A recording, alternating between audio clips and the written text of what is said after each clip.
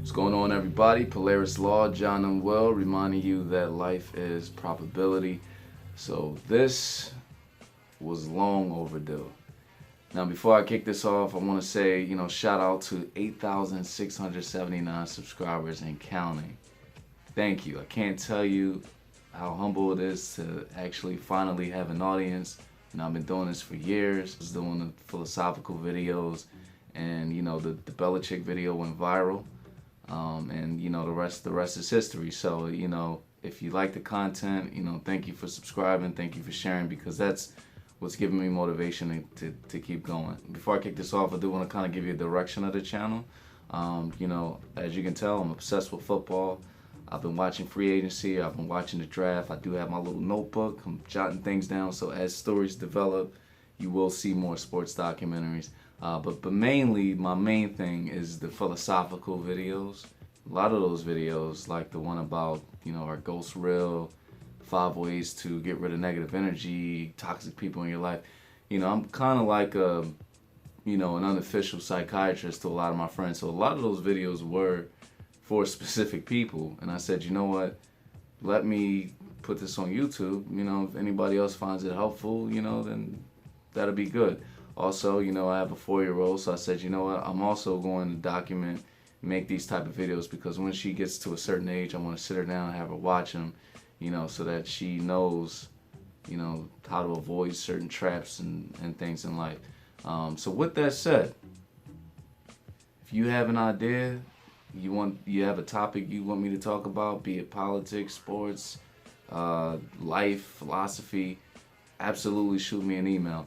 Now, I don't always respond to the YouTube comments, but I will respond to your email. Even whether I choose to do the topic or not, I will respond. It could be a video like this where I'm just addressing the camera, or it could be like a full length, like, where I really put all the editing to it. And if, you were the procuring cause behind that idea, I'll certainly shout you out. Or if you have, like a life situation you want some advice on, you want to remain anonymous, that's cool too. So, definitely shoot an email if you do have a topic you want me to talk about. So with that said, I'm going to go over some of the main kind of themes to the comment. If I didn't choose your comment, don't feel any kind of way. When I was going back searching through all the comments, it was really hard to find the critical ones, because YouTube has a way of either sorting them chronologically or sorting them through top comments. I saw a couple comments in there saying that, oh, I was deleting the negative comments. Never. They're in there, but YouTube has a way of kind of pushing them down to the second or third page. So, hey, shout out to YouTube for that. So, but yeah, so I just I had to sit there from top comment, and I just went through thousands and thousands and pulled a few of them at random that were kind of hinting around the same kind of theme. There were a few themes, so I'm going to tackle the easy ones first, and then I'll get to the ones that everybody would, really want to hear about towards the end. Shihan Amen. Pats fans are salty as fuck. Just take the L like a man. Bucks Cohere. Wow. New England fans are bigger sore losers than I thought. Fly, Eagles, fly. Sir Crumpets. For crap's sake, why can't the Patriots just lose? There is always an excuse. Always is something like they threw the game or some crap like that. They lost, deal with it. Losing ain't easy. I'm a Bucks fan. Continued. P-Man Panster. I watched a minute until I had to turn it off because of your nutty voice, and I could tell that you were a big Patriots fan, so I knew this video would be biased. I love that. I love that. That's better than bigly. I like that. Biased. It's pretty cool. So, hate to spoil the narrative, but I am not a Patriots fan. In fact, in case you haven't known, well, I am a huge Eagles fan. Grew up in the Andy Reid era. Born and raised in South Philly, past Youngcomb. So shout out to all the other fellow Eagles fans who saw this video and didn't get offended. But I was really hesitant to make this video because I really didn't want it to seem like I was taken away from the Eagles. But I had to do it before somebody else did. And I really thought there were going to be 6 or 7 other people jumping on this and making a video about how, you know, Bill possibly threw this game, and so I really wanted to get it out there before anybody. But I gotta tell you, you know, I took some sacrifices making this video. I was actually a part of two Facebook groups where I contributed to, like, two of the top, you know, Eagles fans Facebook groups, and they kicked me out the group. They did. And in fact, when I first uploaded this video, you know, it sat at about 300 something views for a good week. It had like 10 likes and about 20 dislikes, and you could sort them out from, you can't do oldest to newest, but if you want to scroll through all them comments, you'll see the very first comments are just people cursing me out. Fuck you, you fake fan, you know. So I got kicked out of a couple groups. This one I was surprised that you know, people got offended about it. The New England Patriots will be the Cleveland Browns. Ha ha ha ha. Let's keep it real. And this is one of the things that made me such a huge fan of Belichick. When have you ever seen that? I always used to laugh and joke. I say, you know, Bill Belichick's a genius because he won Super Bowls with all white receivers. That hasn't happened since the 1960s. I mean, come on. That's not Brady. Wes Welker. Every year, whether it's Stephen Ridley, LeGarrette Blount, whoever they put behind there has 1,000-yard rushing. You know, these guys leave the Patriots and you never hear from them again. Danny Amendola was on the Eagles practice squad. I remember we had Deion Lewis. He was like the 4th running back. So that's not Brady doing that. That's great coaching.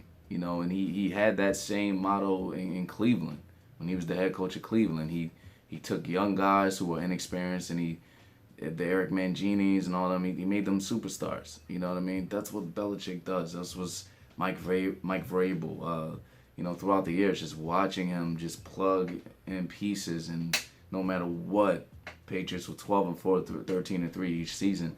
So yes, when he's going, they will be the fucking Cleveland Browns. Yes, they will. All right, so the next one was, you know, why would he throw a Super Bowl? First of all, why would he wait to throw the Super Bowl? Why not just throw the Titans game? And why would he destroy his legacy like that? In fact, Larry Koch or Koch, this is utterly ridiculous. This is about as dumb and irresponsible as reporting gets. Not that this is anywhere near a real reporter. And this is the main problem with the internet and YouTube reporting. You can say any absurdity. This is as bad as reptilian extraterrestrials rule the world. First, why would Belichick harm his own legacy? He could have had another Super Bowl and left the Patriots in disarray. You really think that he was not trying to win that game? You failed to mention Brady broke all of the QB records for a Super Bowl and going forward. Yes, I think he was trying to throw that game. When we talk about legacy, okay, Bill Belichick's legacy was solidified, whether the Patriots made it to that Super Bowl or not. I mean, they're carving out his Mount Rushmore, win or lose that Super Bowl. If the Patriots went 9-7 and didn't even make the playoffs in 2017, he's still the greatest coach of all times. Like, this is undisputed. 17 years without a losing record. 17 years without a losing record. They've been to 8 Super Bowls. They missed the playoffs twice in 17 years, almost 2 decades. No one has been able to accomplish that. 5 Super Bowl titles. No other coach has been able to accomplish that. Not Bill Walsh, not Marv Levy, Vince Lombardi, John Madden, Paul Brown. I mean, no coach, at least, especially in the Super Bowl era, has gotten even close to what Belichick has been able to accomplish. I mean, you'd have to go back to fucking George Hollis and Curly Lambeau to find guys that with this type of resume. I mean, the guys that like literally invented football. You'd have to go back that far. That's what I'm saying. So, but he didn't need this. You know who needed this Super Bowl? You know who desperately needed this Super Bowl? Tom Brady. Why? Because of Joe Montana. Because Joe Montana, after that night when the Eagles won, Joe Montana did this. I'm still the GOAT. You're number 2, Brady. Why? 4-0. 4-0. 4-0 beats 5-3. Yes, Brady has one more, but not with all those losses. 4-0 beats 5-3. 4-0 don't beat 6-2. 6-2, you could say, I know Joe is undefeated, but 6, you gotta be 2 more. With all those losses, same thing with LeBron. LeBron needs 8 to be better than Jordan. Brady needed this bad. Bill knew that. That's why he did it. He didn't need it for his legacy. His legacy, he's Mount Rushmore. There will never be, I don't think we will ever see a coach in our lifetime accomplish what he's accomplished. He didn't need this one. He's still the greatest. Brady needed this. So he said, you know what, Brady, since you need this Super Bowl so bad, you win it. You win it. Because according to Robert Kraft, I have no idea what the hell I'm talking about. So you win it. This didn't hurt his legacy. Okay? And he didn't need to win this game. Brady needed it. Because 6-2 beats 4-0. 5-3, 5-3, you're barely over 500. You're barely over 500. You don't beat 4-0 with 5-3. And let's keep it real. I don't think Brady's ever going back to a Super Bowl. Even if I'm wrong and they go and they hug and they're best friends next year, they're not making it back to the Super Bowl. He's 41 years old. They're not making it back. This was his last shot to be better than Montana. And at the end of the day, it's Joe Montana, Tom Brady. Period. This was a win-win for Belichick. Regardless of the outcome of the game. Let's say the Patriots did win the Super Bowl. Great. Now, not only am I the most consistent best coach for 17 years, I now have 6 Super Bowl rings under my belt. So this makes the bar even higher if you're trying to beat my legacy. Great. Let's say they lose, which they did. Then he can sit back, look at Robert Kraft, and go, told you. I told you. Shit, if we were going to lose, we could. Might as well have kept Garoppolo if we was going to lose anyway. Told you couldn't do it without me. For him, it meant so much more to say told you. Because here's the thing, if they win, then Brady's doing the 9-9 boo-boo to Belichick.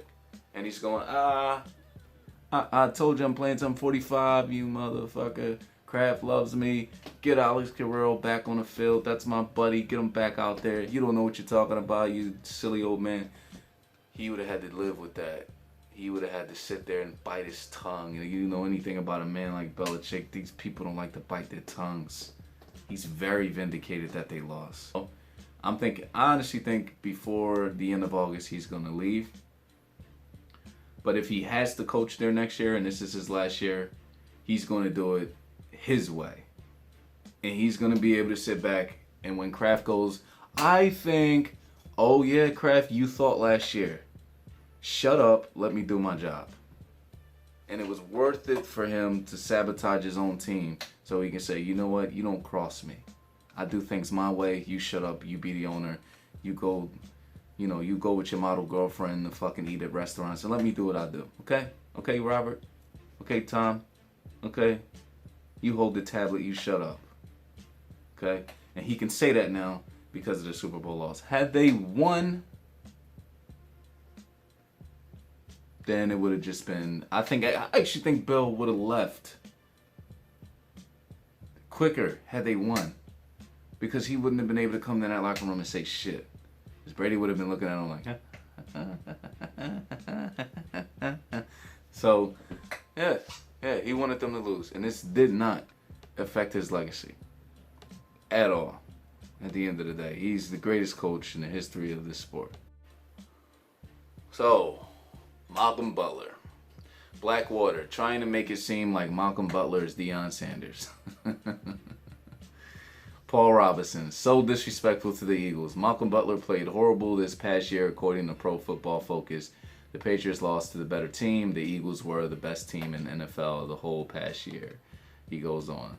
Dietrich White, Malcolm Butler's garbage.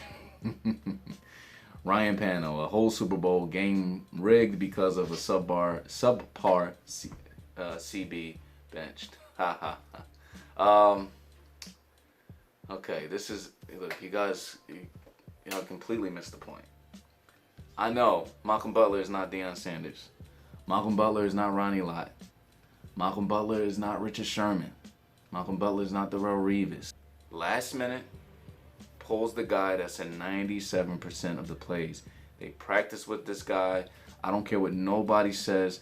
One report saying he was sick, then he had weed in his room, and that's all bullshit, okay? Because if that's the case, then nobody's surprised. I believe Malcolm Butler. I don't think he was given a reason. It was cruel. It was vicious. And when you do something like that to a group of guys who are basically brothers, that just derails them mentally. They were practicing with this guy, and all of a sudden, for no reason, he says, "You're on the bench." He's crying on the sideline. Major distraction. Belichick, he's mental. He knows how to get into other teams' heads psychologically. He could do that to his own team. And then he said, okay, I just took a major piece of the defense. Unless he's a starting cornerback, I don't care how good or bad he was, he's a major piece of the defense who was in basically, he was in 100% of the snaps in the playoffs. 100%. And you bench him at the very last minute. That threw a whole fucking monkey wrench on the defense. That took the defense out. So why didn't he, sit Brady or Gronk? I mean, come on, that's silly. He wouldn't have done that. But there is a huge difference between the way the plays were called in the first half and the way the plays were called in the second half. Because why did we not see Gronkowski at all in the first half? What is the logic behind that? Okay? And you saw they came out in the second half with Gronk and just ran down the field and scored like it was nothing. So at some point during halftime, Brady or Josh McDaniels must have figured out something fishy was going on and changed the play calling. Because I'm honest, if Gronkowski is involved in that entire game, I don't know that the Eagles win, because we could not stop him. And you know that. We knew that already. So why wasn't he involved? And also I want to point this out. The play that took out Brandon Cooks. Okay, let's watch this here. Now, if you notice, this was the same play that Brady got slammed in the ribs. He got hit right in the ribs. Okay. And one thing I know about watching football, now I never had broken ribs. I never got hit in the ribs, but I do know one thing from watching football. When you get hit in the ribs, you can't throw the ball. The reason why you can't throw the ball, you can't lift your hands over your head. You can't do this. You can't do this because it hurts. Okay. What was the next play after he got smashed in the ribs like that? What was the very next play? Right. The trick play. The trick play. 40-year-old got smashed in the ribs. You want him to put his hands above his head. Come on, man. That was intentional. Bill was trying to get this man killed. Can you imagine if the Eagles read that? If Malcolm Jenkins was onto that and he comes, because he's not a quarterback in this situation. He's a runner. You imagine Malcolm Jenkins, full head of steam, or Rodney McLeod just right in the break. He's done. They took that man's head off. He's trying to get that man killed. Brian Hoyer would have had to finish the game. They would have killed Brady. Why would you call that play? The next play after he gets slammed in the ribs like that. Come on. Come on. I don't care. That was intentional. And you can clearly see that there was something happened during halftime where, Brady either was saying, you know what, I'm going to call my own plays, or McDaniels kind of took over because that... Okay, last but not least, the Zachary Show 9, 1309. How do you know it is Belichick? I see your point, just want to know how you know. Good video. HVC, also, how do you know that when he put his head down away from the camera that he was looking away from Belichick? Josh Aguilan, I like the video and haven't finished watching, but how do you know he saw Bill off screen? Caesar Williams, I need proof that Bill was standing there until there, or I guess he was trying to say until then, it's hearsay. Okay. So, here's the thing.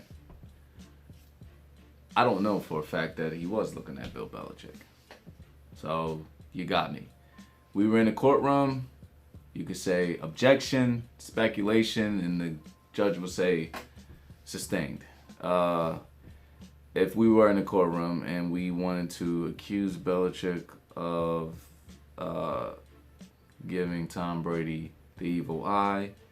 We don't have enough evidence. The camera just doesn't show it. But I tell you what it does show. And get there. You got the running backs and the tight ends. You got Deion Lewis, you got James White, you got Devlin, you got Burkhead, you got Gronkowski. He's trying to get his staff, his troops rallied up. Okay? Why would you stop midway, mid-sentence, ready to go, boys, and then put your head down and walk away? Time to be great. It's clear right here he's looking at somebody. Okay? And that's undisputed. He sees somebody. He stops, put his head down, and does one of these numbers and just walks away. Stops everything, whole energy is frozen, switches up, and he does one of these, literally does one of these. So if it wasn't Bill Belichick that he was looking at, then who was he looking at?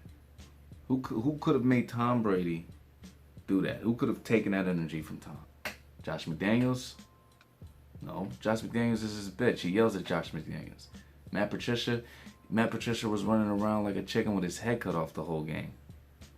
Was it a staff member, somebody on the training staff? Who could he have been looking at? Who else could have done that?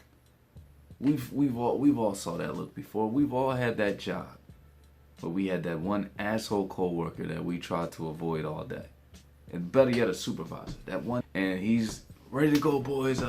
This fucking asshole. That's exactly what he does. So my question is, who else? Now, somebody brought up something, and I was looking for the comment, and they said, well, maybe there was something obstructing his pathway. Maybe he had to walk around Gronk because there was something sitting there. Maybe, and if you notice, which actually makes sense because when you play it back, you do see James White go down and pick up something. So maybe James White had all this shit standing right there, and Brady couldn't do a full path, down the sideline, and he had to walk around Gronk. Does not explain the loss of energy. Think about it. You're trying to get your team riled up. Why not get Gronk involved? That would have been perfect. That would have been perfect if he was able to walk in front of Gronk and tap him on his shoulder, or fist pump him, or Gronk would have got all into it like, yeah, come on, let's go. Like that would have been perfect to get Gronk and everybody all riled up. Why didn't you do that? So even if there was something obstructing his pathway, that does not take away from the fact that he looked off camera. He saw somebody look in his eyes like he saw a ghost. I don't know, maybe he did. Maybe it was the ghost of Chuck Bednarik just standing on the Patriots sidelines fucking whatever. But he saw somebody, and whoever he was looking at off camera took him completely out of his moment. His whole energy switched up. He literally put his head down, shook his head as if he was annoyed, and used Gronkowski as a means to avoid whoever it was he was looking at. So I ask you, who else? Objection. Overruled. Okay? I think, yes, the camera doesn't show it. I think he's looking at Bill. And I think if the point that I'm trying to prove is that this shows that there was such distraction and awkwardness on the sideline and Brady was taken out of his game, I think the evidence shows that. We can't prove he was looking at Belichick. I'll give you that. But who else? Who else could have done that? The looking over and seeing him, and that's what he did. He looked, he saw him, fucking guy, and did like that. We know that. Look, we've all done that before. We've all had that coworker and we all had that asshole supervisor we can't stand that made us do that. Or we'd be in mid-sentence laughing and joking with our buddies and see them coming out. Fucking guy. We know that. So that's exactly what he did there. So with that said, again, I just want to give a shout out to all the people that left, positive comments. It's really comments like these that make me want to keep going. So every time I look at the notifications and I see comments like this, it really means a lot. This is what's motivating me, keeping me going. So, you will see a lot more content. Again, as the seasons progress and as stories start to develop, you'll see a lot more. The bottom line is that Belichick video could get 20 million views. I'm not gonna see a red penny. Why? Because it's all. As soon as I uploaded it, I got 5 NFL copyright claims. So any money is going straight to the NFL. Same thing with the Kaepernick video, and rightfully so. It's their content. So I would love to bring more.